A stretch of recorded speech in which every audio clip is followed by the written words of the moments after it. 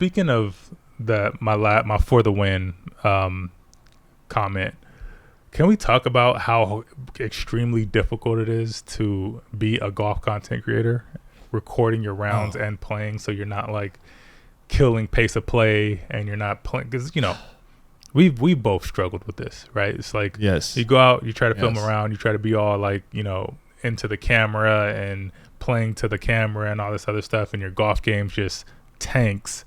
And then you're worried about the shot, you're worried about trying to frame the camera and all this other stuff, and it's just extremely difficult. And there's a lot of people out there doing it. Go ahead.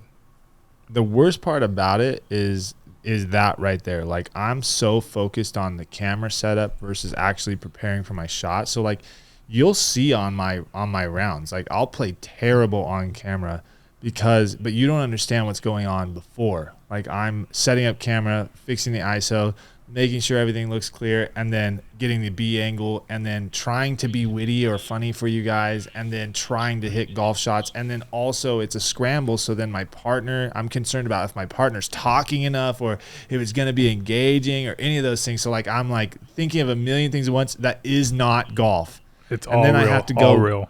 Yeah. And then I have to go play golf and be good. Golf is already hard enough, man.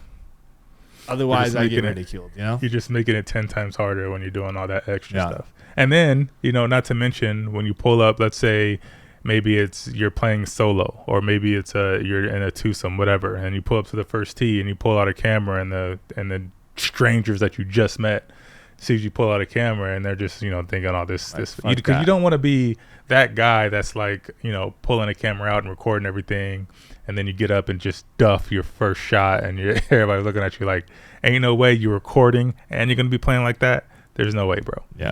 Shout out Duffer's Diary. The workaround for me, because I can't record myself. So I have, luckily I have, I was about to say girlfriend. Should I still say girlfriend? My ex-girlfriend.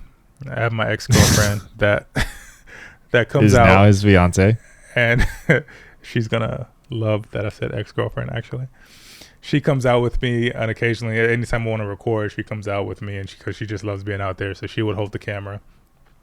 And a lot of people ask me, it's like, oh, your girlfriend holds the camera for you. She must be, my girl. I couldn't get my girlfriend to do that because she knows nothing about the camera. Yeah, neither did Steph at first. I had to teach her everything, and it took about 2 years. So for those of you out there that wants your significant other to hold the camera and record your rounds, there is hope. You just have to have an extreme amount of patience. So typically, what I used to do is, after she would record my round, first of all, she willingly wanted to do it, so that just made it easier for me to convince her to come out, because she just wants to hang out with me all the time. But after the rounds, she would sit down next to me and we would review her footage, right? So she would want feedback, and she was like, oh, just let me know what I can do better, and blah blah blah blah. So for me, love that, because also I am, if you guys didn't know, I am a full-time content filmmaker, I guess you can say, content creator, filmmaker. I work for various companies. I ran my own production business for a really long time. So I have a ton of professional equipment, cameras, microphones, the whole nine. So like I said, anytime we would finish a round, she would sit next to me. We would just look at the footage, and I would just tell her, I was like, okay, on this situation, I need you to angle the camera this way, make sure it's really steady. The camera settings, the ISO, aperture, teaching her all that stuff. So now she can pretty much hold her own. So I can just go out there and I don't really have to tell her anything, and she just knows what to do. So it's a blessing. But the other side of that is, don't get into videography. I'll tell you what, since I've started, thousands, and I'm not kidding, thousands of dollars I've spent just to try to make it look like what you're viewing right now, which is significantly better than an iPhone camera, I guarantee you. But is it worth it is the real question. Is it? You answer that question. Is it worth it? I think so, to me, because I just love watching it, the high quality stuff. I think it looks so much better. But my highest viewed views on YouTube and TikTok are from my freaking iPhone. Cell phone footage. So, I mean, it really just depends, honestly. Like, I think that it can go either way, but also just the quick, you know, Here's warning. one thing that a not. lot of people don't realize, because you even said it. I was at your house the other day and you had said it, and when you had said it, I thought about it for a second. I'm like, yeah, that's absolutely true.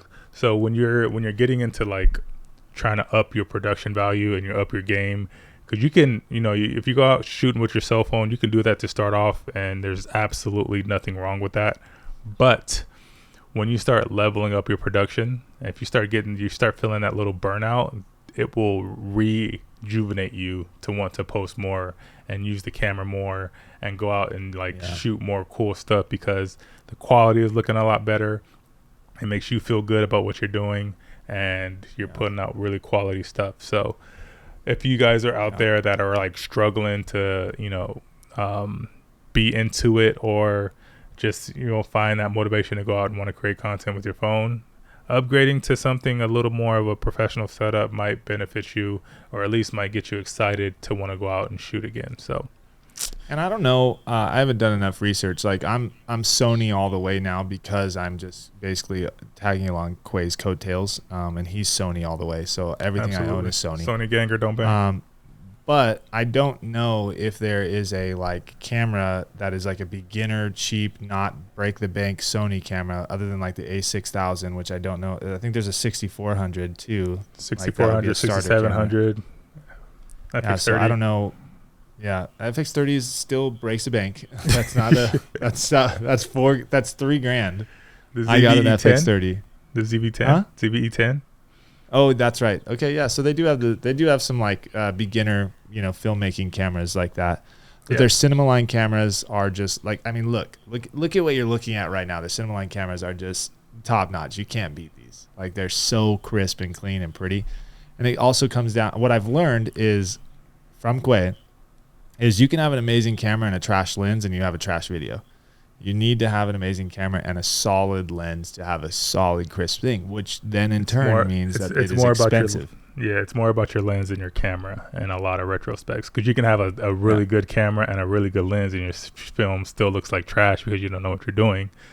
And because, lighting is a big thing, which Kyle was learning about a week ago when he was setting up his studio. But now he has decent lighting. We still need to up his lighting game a little bit so he can look like this rather than that. But that is significantly better than what he had before. So he's getting there. You should have seen you should have seen the teaser one. You should have seen. Oh my God, we might just put some clips up of that so you can see what his setup looked like prior to what it is looking like right now. He was in a rocking chair, which was weird. I know it's weird vibes. Get out! You can't keep knocking the rocking chair. Just weird vibes. He had shadows everywhere. It looked like he was about to tell some ghost stories. It was awkward. I was gonna tell some ghost stories. Yeah.